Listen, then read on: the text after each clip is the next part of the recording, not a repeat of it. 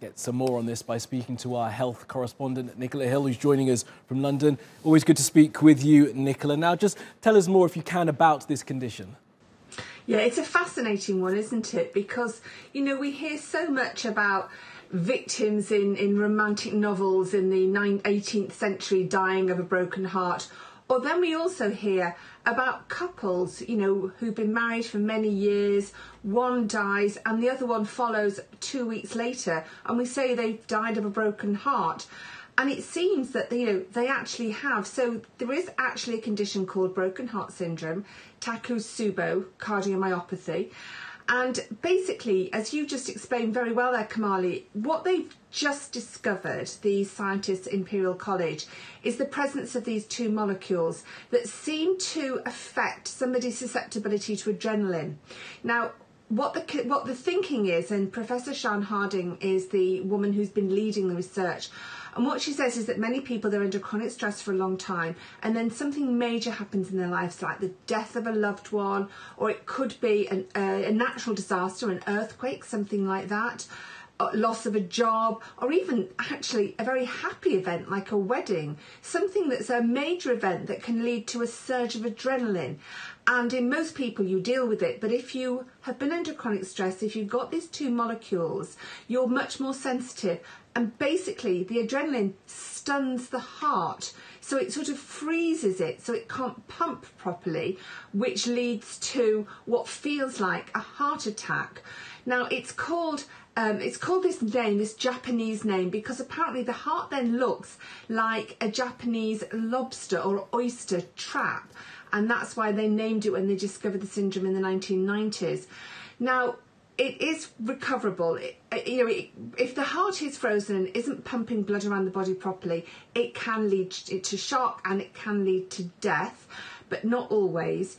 What often happens is people feel that they have a heart attack, they go to hospital and then they're treated, but it's important that they're not treated with the same medications that you would have if it actually was a heart attack, which often can be adrenaline, which is not exactly what that person needs. So that's why Professor Harding says it's great they've discovered these molecules, because it gives them more of an insight into what exactly is causing this syndrome, and then hopefully what they can do to treat it. Well, that's fascinating, isn't it, Nicola? Because I do wonder how often this heart attacks are then misdiagnosed as this broken heart syndrome.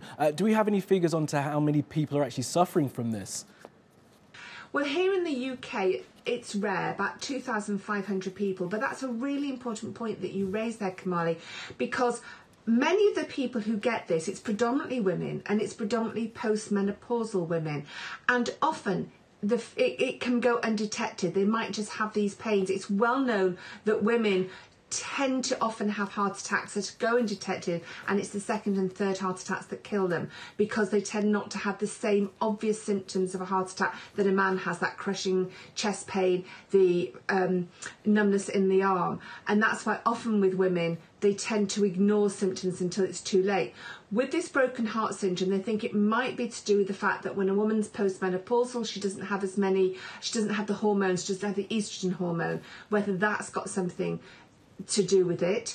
They also don't really know where these molecules come from. Professor Harding thinks they come from the brain, but she's not completely sure.